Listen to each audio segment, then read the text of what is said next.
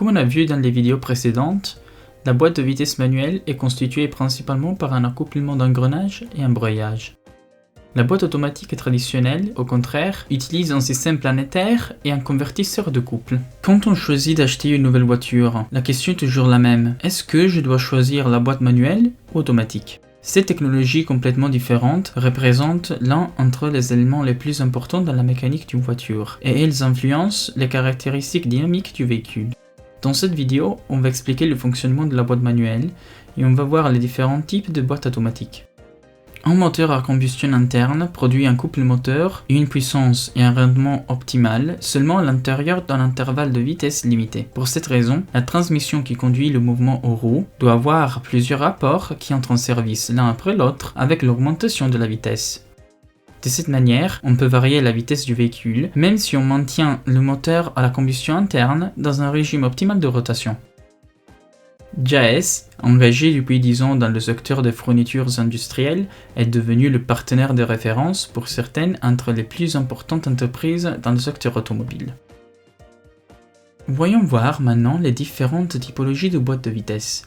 Commençons par la manuelle, c'est-à-dire la typologie de boîte la plus populaire en Europe. La boîte manuelle implique de première main le conducteur, qui intervient directement sur le levier de la boîte pour gérer toutes les phases du changement de vitesse. Les voitures équipées de boîtes manuelles d'habitude sont plus économiques et l'entretien est plus simple. En appuyant à fond sur le pédale de l'embrayage, le disque de l'embrayage est éloigné du volant en détachant la rotation entre moteur et boîte de vitesse. Les couples d'engrenages de l'arbre primaire et secondaire sont toujours connectés entre elles, mais l'une des deux n'est pas directement liée à son arbre.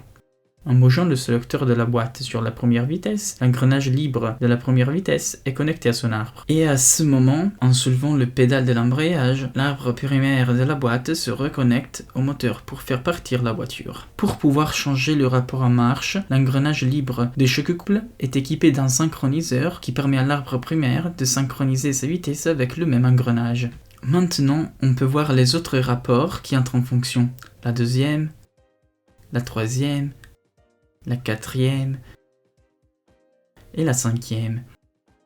La marche arrière se différencie des autres rapports parce qu'elle possède un engrenage supplémentaire qui est interposé entre les deux autres engrenages. De cette manière, l'arbre secondaire tournera dans le sens contraire. Si tu souhaites en savoir plus sur le fonctionnement de la boîte de vitesse manuelle, regarde notre vidéo précédente. La boîte automatique, par contre, garantit un plus grand confort pour le conducteur, qui ne doit plus intervenir sur le levier de la boîte et sur l'embrayage. Les voitures à boîte de vitesse automatique, en effet, n'ont pas de pédale d'embrayage. Il ne suffit qu'accélérer et freiner, et les différentes vitesses seront engagées et rétrogradées automatiquement. Pour beaucoup de gens, cet avantage contribue à garantir une plus grande sécurité pendant la conduite, en tant qu'il n'est pas nécessaire de soulever les mains du volant. La boîte robotisée est la typologie de boîte automatique la plus simple. En effet, il s'agit d'une normale boîte manuelle où les vitesses et l'embrayage sont commandés par un boîtier électronique qui, selon la vitesse du véhicule, choisit quelle vitesse utiliser.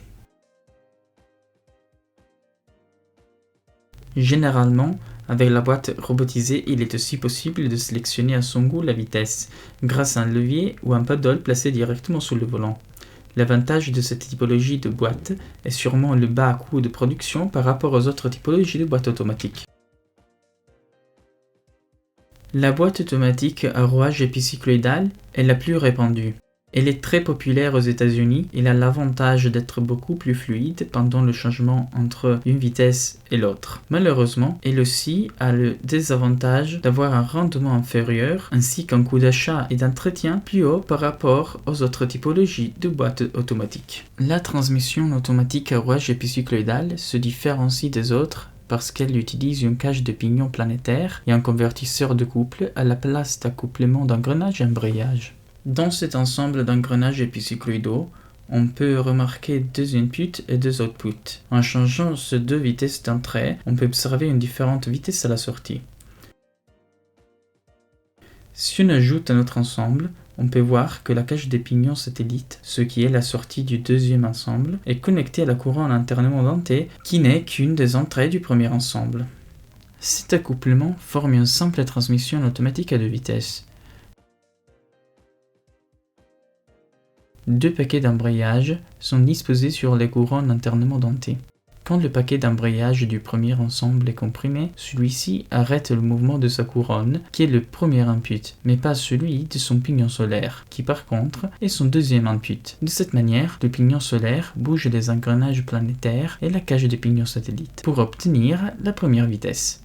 En relâchant le paquet d'embrayage du premier ensemble et en comprimant le deuxième ensemble, la cage de pignon satellite, qui est la sortie du deuxième ensemble, pourra faire tourner la couronne du premier ensemble en donnant une vitesse plus grande à la sortie du premier ensemble pour obtenir la deuxième vitesse. Plusieurs séries forment les autres engrenages et si on les active ensemble, elles forment encore plus rapport. De cette manière, avec seulement 3 ensembles, on peut obtenir 6 vitesses et une marche arrière. La boîte de vitesse est quasiment instantanée, ce qui permet de réduire la perte d'accélération entre une vitesse et l'autre. À la place du disque de l'embrayage, la boîte automatique possède un convertisseur de couple qui déconnecte automatiquement le moteur de la boîte de vitesse quand le véhicule est à l'arrêt avec le moteur en marche et reconnecte graduellement les deux parts en phase d'accélération. Il est composé par une turbine immergée dans un fluide pour transmettre graduellement le couple moteur. Malheureusement, ce dispositif se révèle être peu efficient à faible vitesse.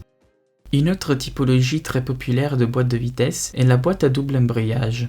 Elle est très répandue entre les voitures sportives et elle a l'avantage d'être extrêmement rapide et annule la perte de puissance entre une vitesse et l'autre, mais elle est beaucoup plus chère. Comme pour la boîte manuelle, il y a des paires d'engrenages toujours engagés entre eux, avec l'engrenage libre de chaque paire équipé d'un synchroniseur. La boîte à double embrayage, donc, est très similaire à la manuelle, avec la seule différence que les engrenages sont placés sur 2 différents arbres coaxiaux. Un pour les vitesses paires, l'autre pour les vitesses impaires, connectés à 2 embrayages. Quand on marche en première vitesse, le manchon et le synchroniseur de la deuxième vitesse sont déjà engagés. Après, la première vitesse est relâchée et à la fois le second embrayage est engagé, pour passer donc à la deuxième vitesse.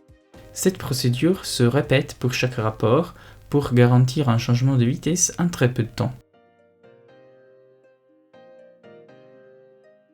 Si tu as trouvé cette vidéo utile, fais-le nous savoir avec un like et un commentaire. En plus, tu peux la partager et n'oublie pas de t'abonner à notre chaîne. On te conseille de visiter notre site jesscompany.com pour connaître nos projets prochains.